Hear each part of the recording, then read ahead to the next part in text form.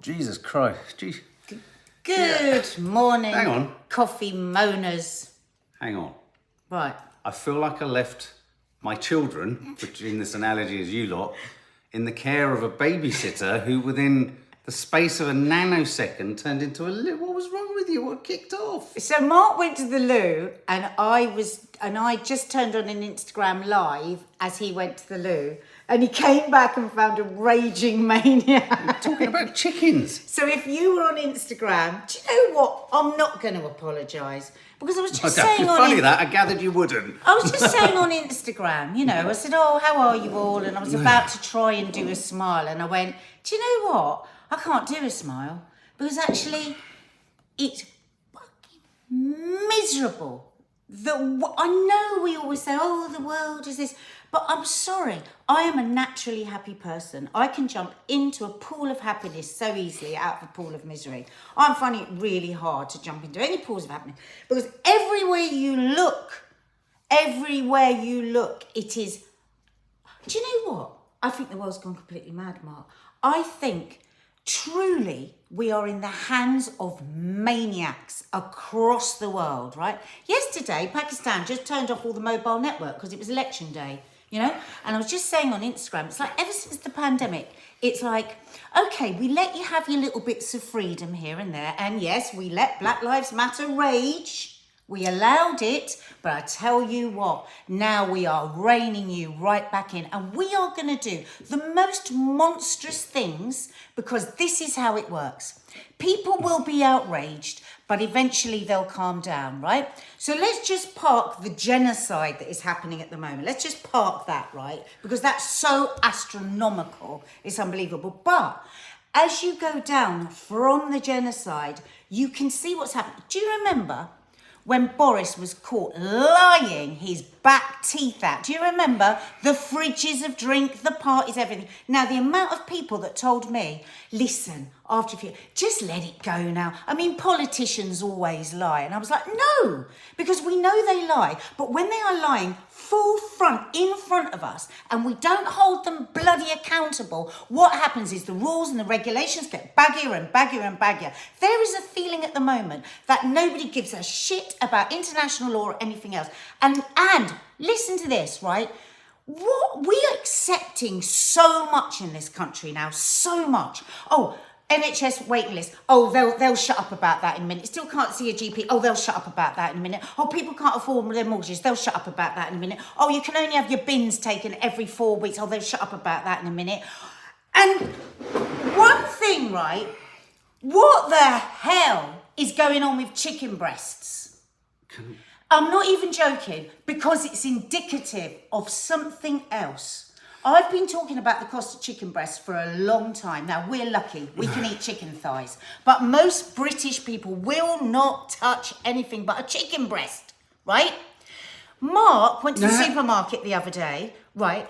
And honest to God, the cost of 3 chicken breasts indicates how much they think they can throw at people, and they will just shut up. Tell them what happened. He had security come after him. You've ruined the story. No, I haven't. Go on. Tell them. We need to We need to be angry about everything. Hang on. My God. Happy birthday, Zoe. Happy birthday to you. Happy birthday to you. Happy birthday to Zoe. Happy birthday to you. Don't have chicken breasts. Okay. Let me tell you a story. So, I went to, should I name the supermarket? I went to a supermarket about a week ago, and for one of the dishes Nadia was cooking, I bought some chicken breasts. And the line that always comes from Nadia is make sure you get not the cheapest chicken breasts, because they're filled with chemicals. They're filled with chemicals, and antibiotics. Get as organic as you can get. Okay, but not organic, because they are off the scale. Nadia is still in the 1970s, where she genuinely believes that chicken breasts come with skin on. They just don't anymore. So that's that. Anyway, so I went in. This was a week ago, and when I came out, I set the alarm. Something set the alarm off. And I was confused, but I didn't stop. I ran, and I thought, "Oh my god! Now I'm one of those middle class, of course I had middle class wanker, shoplifters." Anyway, so went back in to buy some more stuff, chicken breasts. You needed how many? 6. Okay, so Thank you, Lee. I go to the top shelf in this supermarket, and I pull down one of the packs of 3 chicken breasts, and it was. And they were reasonably, and this, we're not talking organic. We're talking, we're not even talking a taste. A bit red, not nice. Even talking taste of difference. We're talking that weird yellow veneer. Free range. Yellow veneer that makes you think perhaps it's sat in a shop window in Whitstable in the 1970s. Do you know what I mean? It got a bit weird. And it was £14.54 for 3 chicken breasts. Chicken breasts. I look at it, and we recognise we're lucky we can afford, and I look at it and go, hang on a minute. They're having a fucking... So I pulled down another one, and it's £15.16. I think you got one in the end for 13. I thought I'm not... Anyway, as I pulled them both down, I saw on the top of them, security alarm. So I thought, my brain went, this must be what it set it off last... Maybe this is what set... Anyway, so I go to the till, get everything through. On the self-service, never ask for a receipt normally, do you? We all hate self-service. You just go, I want to get out of this fucking hellhole as fast as possible. Nothing's working, everything's not weighing. I've had to ask you to come 8 times. You may as well fucking serve me. Anyway, so I've got through that. So I go, no, I'll have the receipt. Get the receipt, go through the alarm. The alarm goes fucking hell for leather. This guy, fair dues, he's doing his job. He ran with the relish of a man that knew chicken breasts were involved. And he ran at me and he went, sir, can I look in your bag? I said, you don't have to look in my bag. You can look at my receipt because I printed one. I said like that. I was a right old arsehole. I said, there you go. He said, we just wanted to, just want to make sure that you're not, what did you get? I said, I think it's the chicken. He said, we want to make sure you're not stealing it. I said, wait a minute, matey flip. There's one person here who's been robbed. One. Did. And he looked at me and he went, what do you say? I said, read the receipt. And he looked at it and I said, just keep going down. He said, where is it? I said, it's the biggest fucking number, almost 3 figures. And he went, 8 quid, 20. I said, who's been robbed? He went, sorry, sir. Thank you very much. Put them in there. He said, they are a bit expensive, aren't they? But this is just like normal chicken.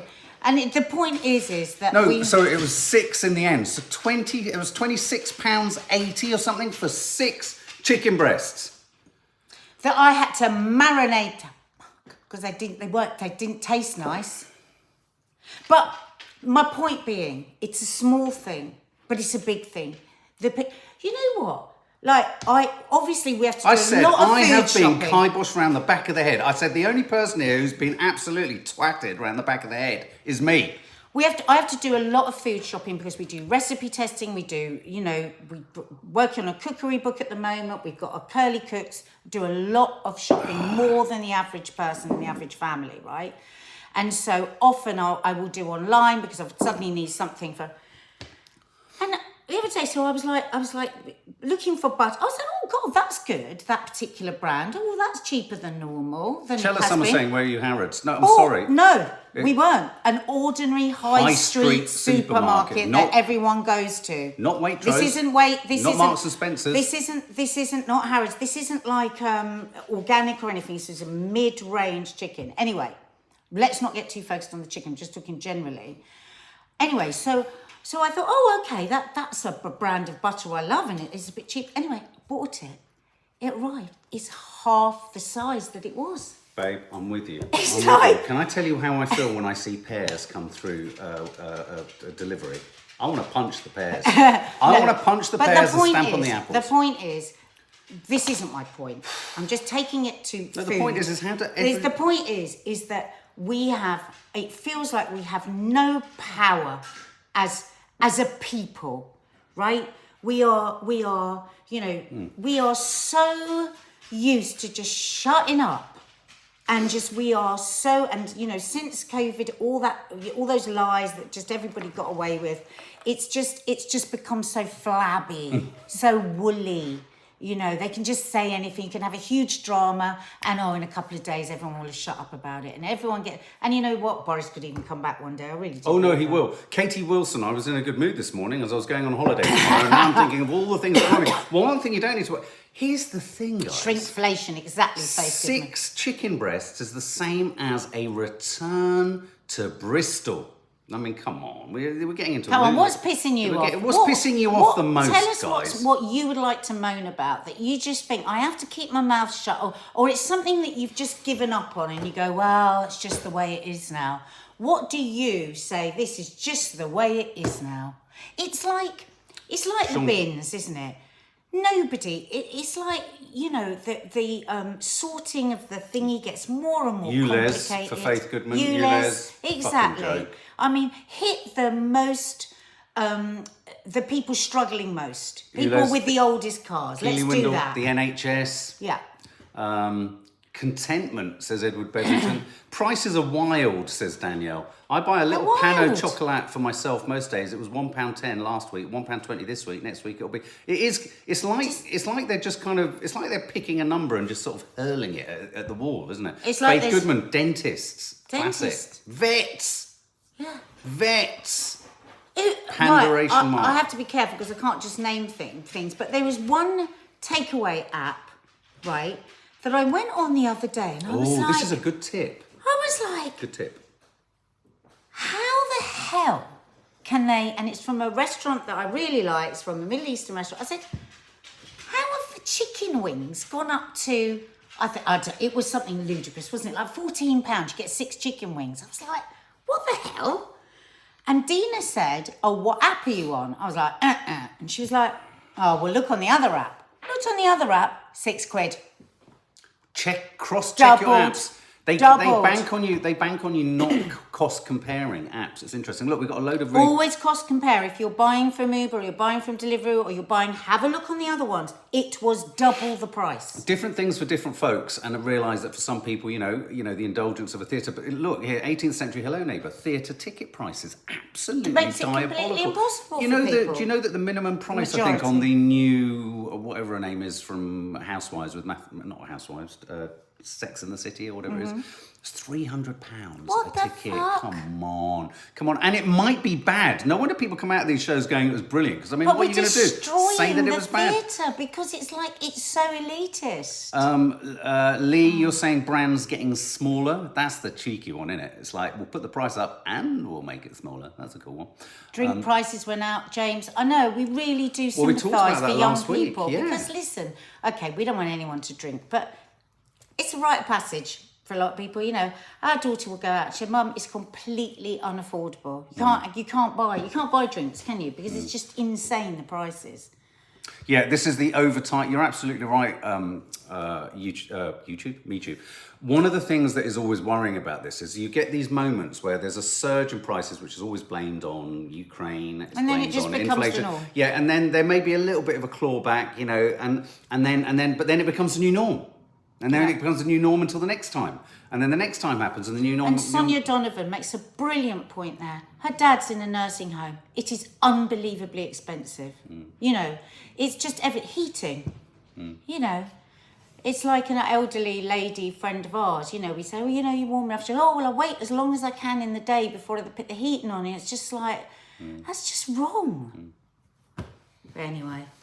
It's called coffee moaning for a reason. Yeah, we're having a moan. Nice to see here Ross Souch at the Oxford Playhouse the week. That's why we offer cheaper tickets for £10 or £14. That's good. And if you're a youngster wanting to go to the cinema, try Mondays. Most cinemas do have a kind of Monday deal But this is more about the way we accept and we accept and we accept. And of course, this is going to lead us on to the fact that the ceasefire has been rejected by Netanyahu.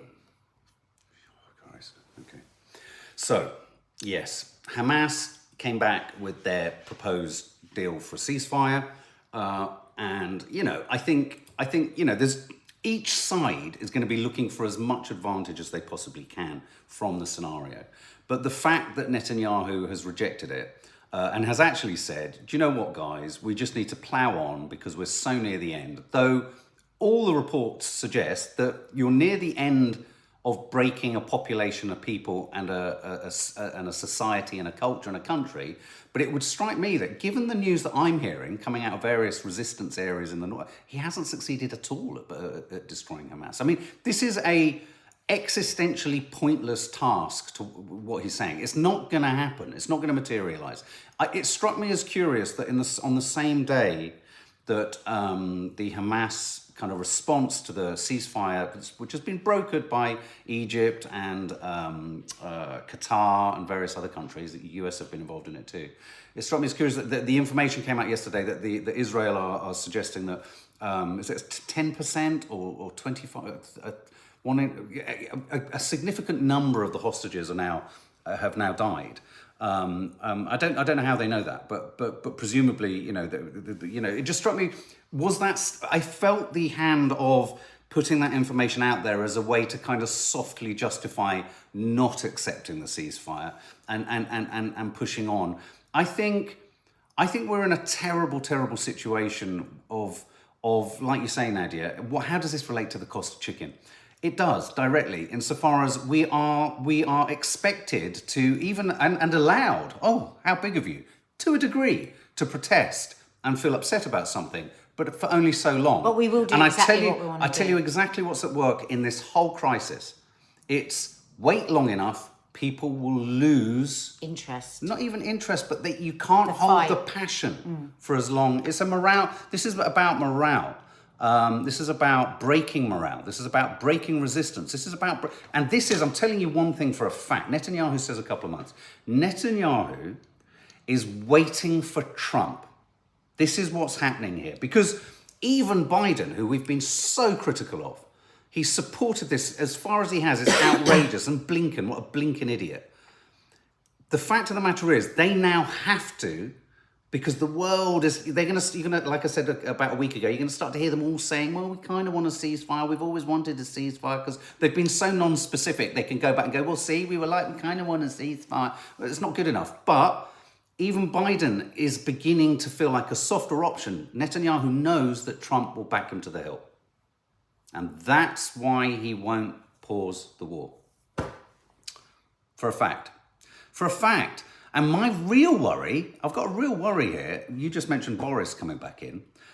The Tories and everyone know that Labour are going to win. Everyone in the powers that be, in the back sort of corridors of not power, but Boris and all that kind of lot, they'll all be thinking, 5 years in the sun, let's just wait. Labour won't be able to sort anything out. It's a fucking clusterfuck. What a mess. They'll then be voted out, and at that point, who's going to be the big leader? Well, Tories will come in and say that they're going to save us, and this is so-called democracy, guys. Enjoy it. Does anybody really believe that there is a democracy anywhere in the world? Oh my God, we're living it. This is so much fun. We're going to have the same thing again. It's all just going to go all round, back round in a bloody circle, and yeah. So I want to take us to Rishi Sunak's trans row. What did you think of this? If no one knows, this is the Prime Minister questions yesterday. Brianna, the tragic, trans teenage girl who was murdered. Her parents, or her mother, was in the gallery, was in the House of Commons yesterday, and there were, as is often the way at Prime Minister questions, fierce exchanges between Rishi and Keir, and lots of kind of almost political banter and put downs and all that kind of stuff. And within Rishi's put down, he sort of included within his list of sort of reversals or kind of broken pledges that Labour have made, he threw a joke about, Keir Starmer or the Labour Party's policy on 99% certain what a woman is.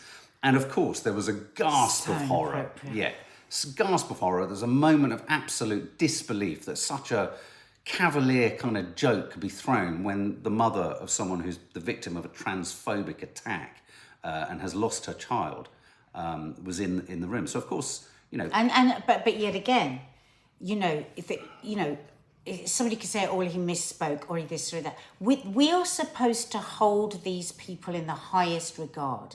He knew she was in there, which shows that he's a blithering idiot for making a joke that could be taken anywhere. Yes, we do, Christine. Yeah, it was just disgusting. And then And then Starmer wrung it dry, didn't he? I mean, it was interesting. As I was listening to it, I had an incredibly, thank you, Reese. I'm so pleased you mentioned that, because for me, it was totally in keeping with, so he made this cavalier comment without even an emotional concept that there was someone in the building that was a human anyone. But that's the mother of a child who's been killed due to transphobic attacks, that he could have this sort of cavalier, this speaks to, again, the lack of humanity in the politics of our nation. They go through their lists, he's got his speech, he's got his bullet points, they're not thinking about the humans involved here, but it speaks to exactly what you said, Reese, about Piers Morgan and him shaking like a couple of Bullingdon boys. That'll be, I'll bet £1,000 you won't sort the Rwanda problem. Hang on, we're dealing with fucking asylum seekers and a world tilted off its axis, falling apart, and here are two absolute gammons shaking each other's hands, going, "Oh, I'll bet you £1,000 I can do it." But that is the reality of the people that are in charge of us, making decisions in our name. So here's the thing: the terrible thing about this. I don't know if anyone else here is a Labour supporter. When I heard Keir Starmer say, "Rishi Sunak, you should be ashamed," which he should be, I felt like saying, "How very fucking dare you use the word be ashamed, Mr. Starmer, who should be ashamed himself." He said that Israel had the right to turn the water off. Let's not forget, I know everyone makes a lot of, he misspoke and he rode back on that. He's a human rights lawyer and it took him 9 days to row back on that. Not good enough. Not good enough. Not good enough. If you're a human rights lawyer and someone's life is on the line in those 7 to 9 days, they've lost their life. Yeah. So, Rishi was wrong. But sorry, I can't stand the barefaced cheek of Keir Starmer standing there saying, stance. Don't Used it. You've lost it, mate. You've lost it. Sorry, Labour. This is the problem I've got with the whole thing. So we were talking about what we're moaning about. This is really getting me at the moment.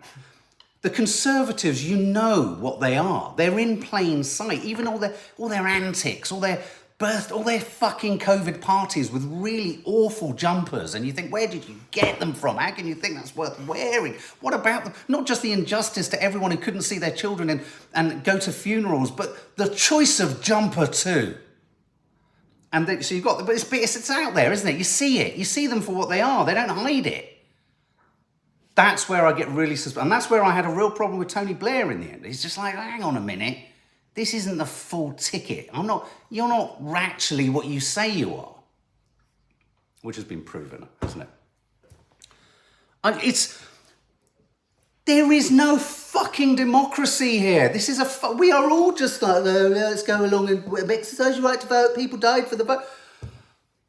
Vote for what? We're going to vote for a Labour Party. They're going to get in. They're not going to be able to do it. And then we're going to get a Tory Party again. I mean, and the Tories will be hoping that bloody Labour get in, so that they can blame, so that they can. Where's Ed Davey? Because what they'll work on is, everybody will forget we left it in a complete mess after how long being in power. Of course they will. The Tory Party already said, yeah. Where's Ed Davey? So to go back to the beginning. That's why we didn't know buy what chicken to do. thighs. Coffee moaning this morning. It's like. I said to Mark, should we not talk about the news at all? Should we just be silly? And I was like, well, we can't be silly because we're just so annoyed. Should we just have a moan? Well, God, it's in the title, coffee moaning. Yeah, we'll just have a moan.